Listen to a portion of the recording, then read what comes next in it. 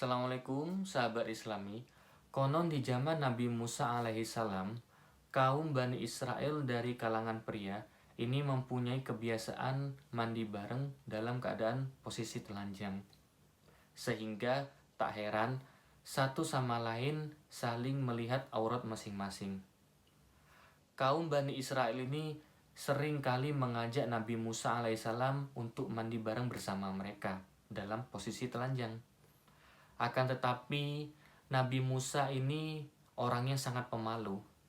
Jadi beliau tidak pernah mau diajak mandi bareng oleh kalangan pria dari Bani Israel. Yang mana pada akhirnya Nabi Musa alaihissalam memilih untuk mandi sendirian. Pada akhirnya dari kaum Bani Israel tidak pernah melihat bagian tubuh Nabi Musa alaihissalam, yakni bagian auratnya. Di sisi lain, kaum Bani Israel mempunyai kebiasaan buruk, yakni suka menjahili para nabi dan rasul.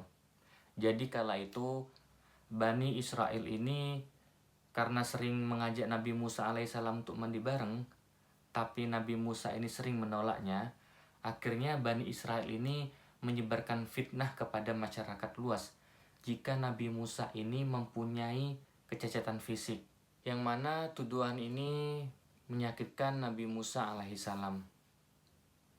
Akhirnya Allah subhanahu wa ta'ala ini tidak ridho melihat nabinya disakiti oleh kaum Bani Israel.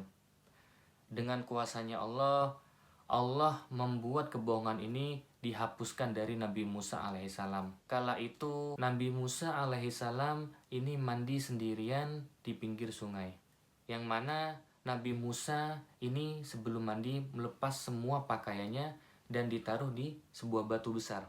Setelah Nabi Musa selesai mandi, beliau kebingungan karena pakaian yang ada di atas batu itu menghilang.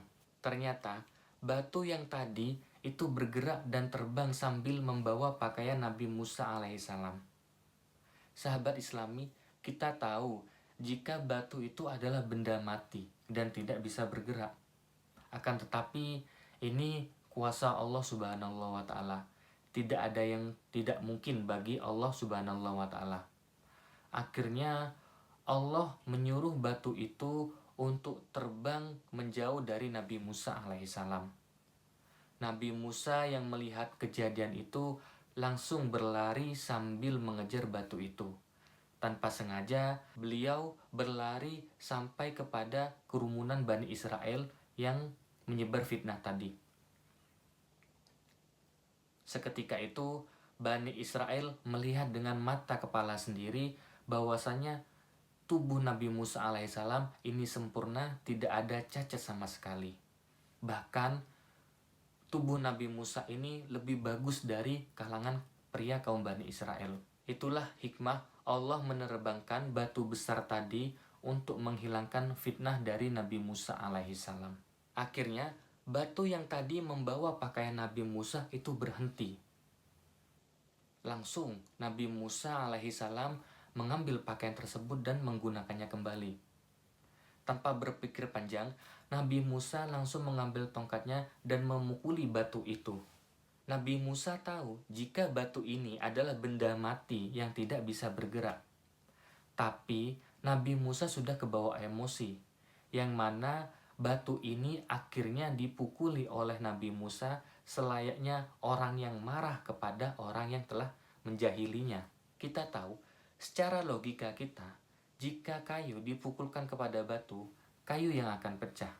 Akan tetapi, kayu yang dimiliki oleh Nabi Musa alaihissalam ini dibuat istimewa oleh Allah subhanahu wa ta'ala. Itulah mukjizat Nabi Musa alaihissalam yang ada pada tongkatnya.